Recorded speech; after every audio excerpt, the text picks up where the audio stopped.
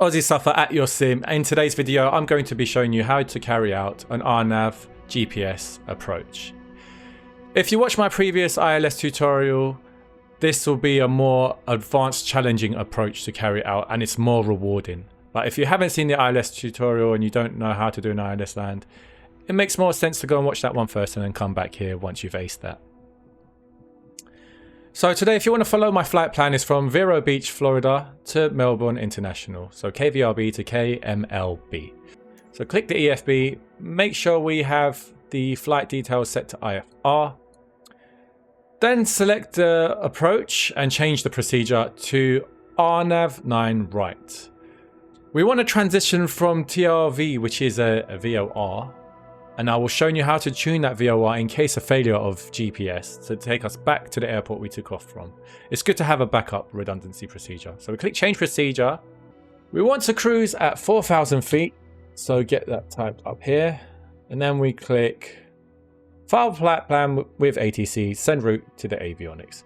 Now, if there's a bug and it doesn't show up to the Avionics, I will show you another way to go about it. So don't you worry if it's not working for you.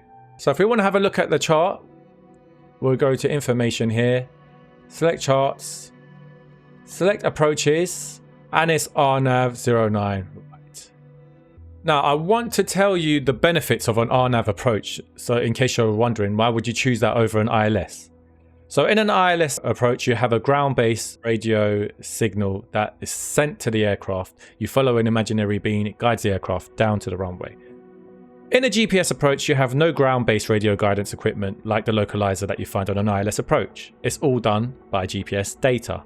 This means, for example, if you were doing an ILS approach and there was snow that was obstructing the front of the localizer and it interfered with the signal, you wouldn't be able to land accurately. So this is where the GPS approach, the RNAV approach, comes in handy for this scenario, and it will be the most appropriate. RNAV stands for Area Navigation. It's also referred to as an RNP approach, which also stands for Required Navigational Precision, but not to get them confused, they are both non-precision approaches. But RNP has more accuracy precision compared to a standard RNAV approach. So the most accurate type of RNAV approach is an LPV, which stands for Localizer Performance with Vertical Guidance. So that's what we have here, Localizer Performance with Vertical Guidance. This has all the minimums, which is 240 feet for this approach in particular. Unlike ILS, GPS approaches use a glide path. Remember in my previous video, I was calling this a glide slope. It's called a glide path because it's a non-precision approach. The approach is similar to that of an ILS, but without needing to tune the localizer frequency on a nav radio, as it uses the GPS data. This will all be programmed by the flight management system on the Cessna, and I'll show you how to do that on the G1000. So this approach plate tells you what altitude we need to be at before our next waypoint. This is the VOR frequency that we're going to tune before we take off as our redundancy. I'll talk about that during the flight. And we'll be on the radial of 322 degrees to Najbi, which is our initial approach fix. After we reach Najbi, we'll turn on a heading of 009 degrees and turn left towards Suroy, our initial approach fix. At Suroy, we need to be descending to 1,600 feet before we reach Jimba, our final approach fix. I want to take a look at runway visual range. So here we have the RVR, which stands for runway visual range. It doesn't actually depict RVR. If we have a look at other charts such as Navigraph, it will show you RVR, which is 18,000 feet. So we'll go back to the flight plan because we're using the Sims chart. So 18,000 here, RVR, which is runway visual range, and at 0.5 miles visibility. So 1,800 feet visual range or 0.5 miles visibility we need to carry out our LPV RNAV approach. Our minimum is 240 feet above the ground. If we don't see the runway by then, we must carry out a missed approach. I'm going to fly this approach without talking to air traffic control, just because it can become a bit overwhelming if you're first practicing it. I'll go ahead and spawn the plane on the ground, and then I'll jump forward to after we take off, as I want to keep this as short as needed. Okay, so now we're spawned into the sim. I want to show you if our flight plan is sent to the avionics correctly. It actually is. Wow, I'm shocked. Sometimes it isn't. But if it wasn't, I would like you to go to Procedures, and then I want you to go down to Activate Approach using the outer FMS dial. Press Enter. And I want you to scroll down to RNAV 09 right LPV, because that's the approach we have on our chart here. Press enter. We're going from TRV, remember I mentioned before in our flight plan, via TRV VOR. We're going to set the minimums, and then we're going to set the minimum to 240 feet as on our charts. And then press enter. I'm going to go ahead and activate that on the ground just for the sake of this tutorial.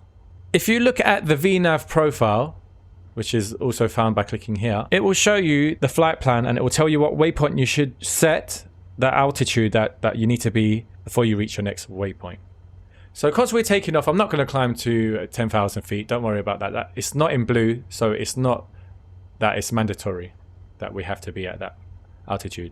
I set the cruise altitude beforehand at 4,000 feet. So in order to do that, we press FCL and then we put the outer dial up and we make sure 4,000 feet is set. We then want to set our climb speed to 74 knots like we did in the previous tutorial. So after we take off, once we engage autopilot and click nav, the plane will climb to 4,000 feet at 74 knots. We want to make sure CDI is set to GPS, remember. Before we get to NAJB, it's telling us on our flight plan, we need to set, it's not going to do it automatically, we need to set up here 2,000 feet. And once we get close enough to it, that waypoint, it will show us up here once we are getting close enough. Instead of pressing approach like we did on our ILS, we'll press the VNAV button, which is the vertical navigation mode button. We'll arm that. And once it gets close enough, it will automatically descend the plane down to the required altitude set on our VNAV profile. I did tell you about our backup that we're going to do. Because we're coming via a VOR, we've got our frequency here, 117.3. So we're going to go and left click and right click to go up to nav1. 117.3. So we got 0.3 here, and then the outer dial to set to 117. We use this nav switch frequency swap to make it active, and now we see the identifier TRV, it's tuned to the VOR. If for whatever reason our GPS failed, we have our VOR here to take us back to the airport. Our chart says we want to be on a 322-degree course away from the VOR to reach NAJB. Right, so to do that, to set the course, we've got the course button here and we've got course written here. We want to turn that to 322. I'll show us during the flight how to switch between GPS to VOR and how to go about tuning to it in case of any problems that happened with our GPS. Without further ado, I'm going to go and take off and I'm going to bring us closer to NAJB and start the approach from there to keep the tutorial as short as possible. Right, so we've flown over our TRV VOR here, and to find out where it is in relevance to our direction, we can go PFD options, bearing 1, and it will show us that TRV VOR is 141 degrees behind us, which is directly on our 6. Another way of showing this, we've just leveled off here, we've hit our flight level climb altitude. So we're going to set cruise power around 2300 to 2400 RPM and let it stabilize. Now, if we were to have a GPS failure, what we could do, we make sure our nav1 is tuned and we can press the CDI button and it will say VOR. However, the plane is not following the VOR yet. We have to press nav. Once it goes to VOR, that means we are tracking away from the VOR at the course of 322, the same as shown on our charts. So we can still follow that course to NAJB, but obviously with a GPS failure, we won't be able to carry a GPS approach. We'd have to set the course to 142 degrees and land back at Vero Beach. Now, to get us back to following our GPS flight plan, we go to GPS again, but remember, we need to make sure that the nav button is set to GPS. Because I'm not using live weather, the pressure setting is set to standard, which is 1013. Remember to change it from hectopascals to inches, or from inches to hectopascals. Where you go to PFD options, altitude units, and we set it to inches because we're in Florida, and in America they use inches. If you are using live weather, you press the comma button to tune it into the local pressure setting automatically. It's just another shortcut that you can do. Now I want to talk more about our VNAV profile. So if you don't see this, you could just press flight plan. It'll bring it up here, and you can click VNAV profile, and it will show you the active VNAV profile. We've got none active at the moment because we haven't reached NAJB, the initial approach fix, which the VNAV approach starts from. Below here is our target vertical speed, and it will calculate using the wind, the route, the distance, how high we are, on what rate of descent we need to perform a nice 3 degrees descent. If you remember, the ILS was also a 3 degrees glide slope. In a GPS we use glide path. We need to set 2000 here on our autopilot. So to do that, we press the altitude knob, we go down to 2000. Okay. The plane's not going to do anything because we haven't armed our VNAV. So to arm our VNAV, we would press VNAV, and you will see VPath written here in white to show that the VNAV is armed. The plane won't do anything until it gets closer to the NAJB waypoint. It will start descending before it gets there, but it has to be close enough, and then we'll have a different notification up here.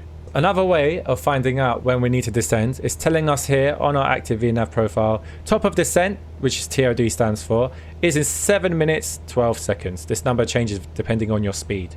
To also find out where exactly top of descent is, we can zoom out and we see here there's TOD written, which is where we need to anticipate the plane descending using the VNAV. So we should expect it to engage right around this area here. We're just coming to the beginning of the approach. We're on the right track that we need to be on the right course, sorry, that we need to be on. And obviously we cannot fly the maximum speed 210 knots in a Cessna, but we're still going to do the approach in a Cessna anyway, just for simplicity. So here in the magenta, our VNAV knows that we have 2000 set on the VNAV profile. It knows that 2000 is set, which is why 2000 is showing in magenta. Now VPath is now active, it's now flashing green. The plane will now start its descent as we've reached top of descent. And it's also counting down to 1, and here we are. So to descend, we're going to go down to around 18,000 RPM, 18 to 19,000. And the plane is going to start descending, and it's showing here the vertical speed, which is 450 feet per minute. And our VNAV profile wants us at 513 targeted. We're actually doing 504, and it's showing us that we're under 12 feet per minute at the targeted rate. We're descending at the right angle. So in order to get us close to 500, we need to just play around with the speed. Doesn't have to be perfect. There we go. You don't want to keep chasing the speed. You just let the plane stabilize. I mean, if we did it at this speed, it wouldn't make much difference. We'll still make it down in time for the next waypoint. This magenta arrow here is showing the targeted rate of descent by the FMS system and the VNAV. They're all talking to each other and making calculations. And this is showing us the required flight path, which is also represented by these boxes, magenta boxes. So here we have bottom of descent. So it shows the plane should level off at 2,000 feet.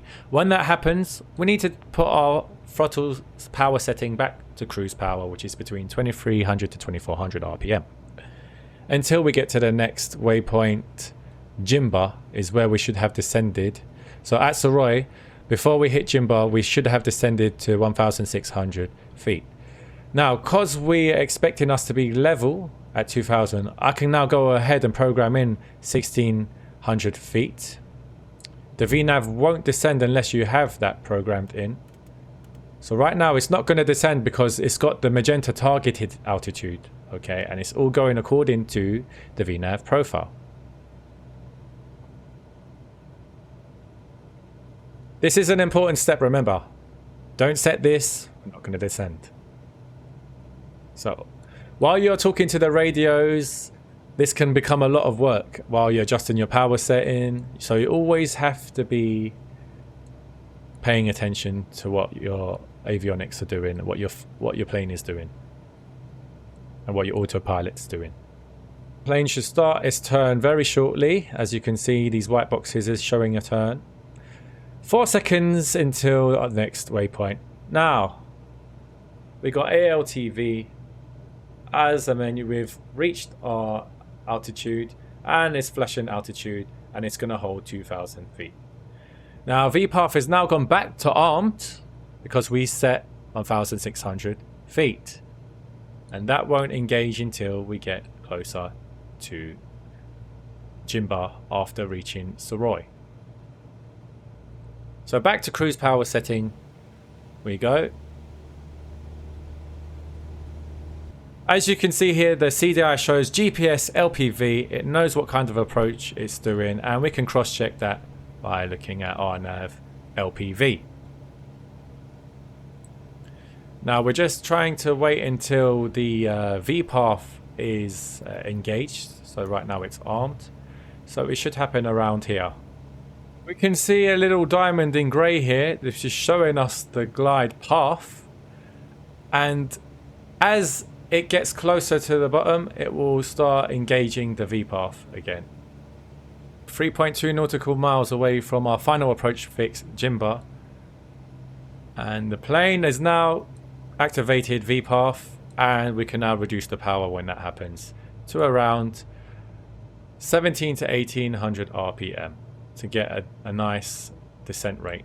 So let's have a look. We've got our targeted descent at 241 feet per minute. To do that, I'm going to reduce the throttle a little bit more to see if that helps. If not, I'm going to put one stage of flaps down, and that should create more drag once it stabilizes and descend even more.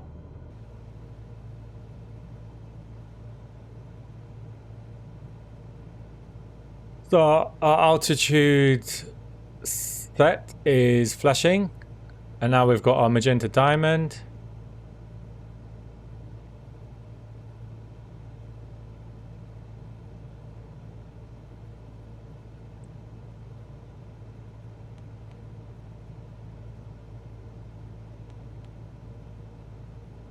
And now we want to press approach and be on glide path.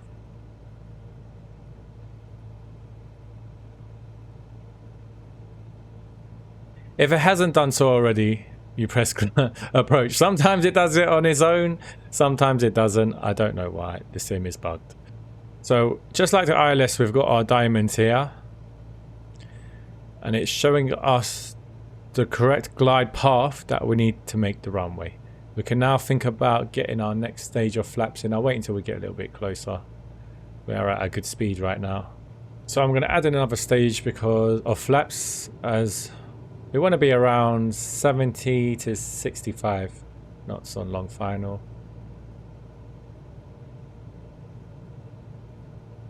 I'll keep the RPM around 1700.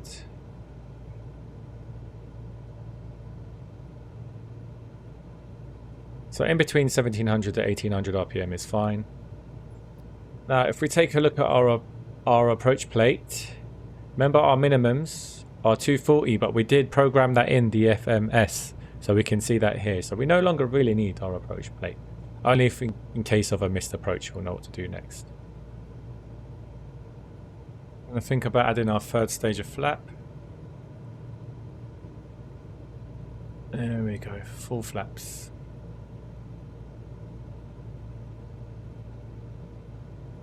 Let the speed stabilize. We want around 65 knots. Make sure we got 1700 RPM. At least 65 or 1800 should be perfect for this.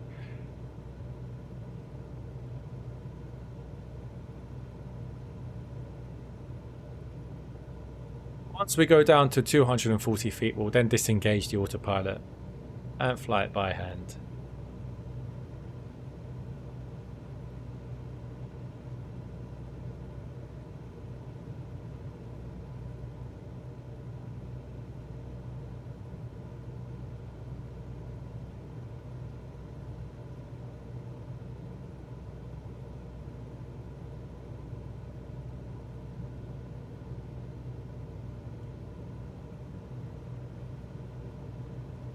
Approach speed is looking good. On short final, we don't want to be less than 60 knots, otherwise we can risk stalling. We are landing with tailwind here, which you wouldn't normally do in real life. But it was a simple route to approach from Vero Beach to Melbourne.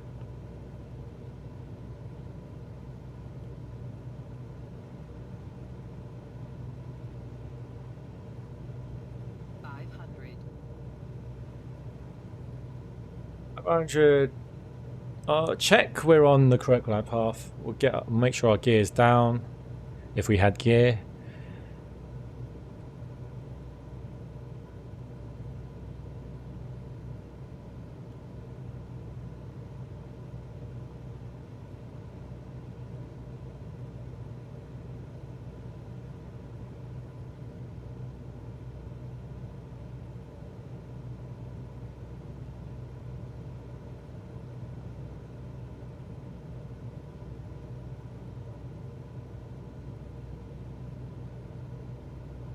As we can see the puppy lights, we got 2 whites, 2 reds. We're always on the correct glide path. That will change the closer we get.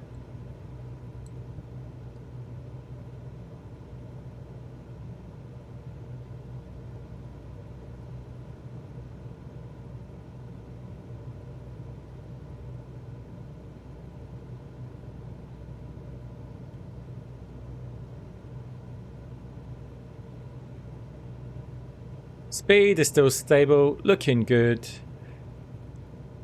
240 feet coming up. We're going to start thinking about disengaging the autopilot. There we go. We'll disengage it around now. We can see the runway. And we'll hand fly it down. Using the throttle, the power, to increase the rate or decrease the rate of descent. So increasing the throttle will keep us on the correct glide path. As we've got, now we've gone back on there, we've got 2 whites, 2 reds. Keeping the pitch the same, just using the throttle. So now giving less throttle. And that's how you would control your rate of descent on final. Just playing around with the throttle up and down. Making sure the speed doesn't drop below 60. We want to aim for the white markers here. That's our touchdown zone. So we know if we idle the throttle now would make the runway.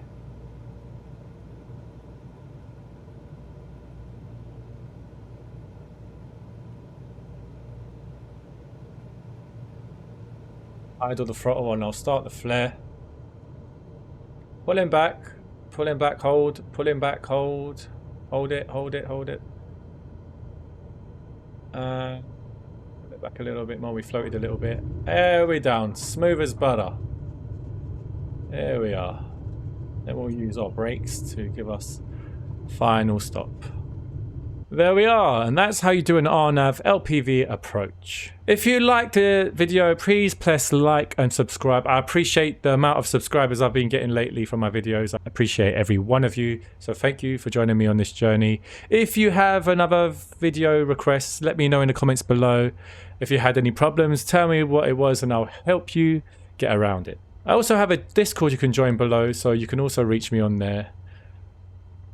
I also advise you to go and watch my ILS tutorial if you haven't seen it yet. And if you're now become an ace at flying the Cessna and you want to move on to a jet, I'd recommend you look at my Airbus IndyBuilds V2 tutorial playlist, where I show you from power up, taxi, takeoff, climb, cruise, and soon approach and landing tutorials are coming. So thank you very much and see ya!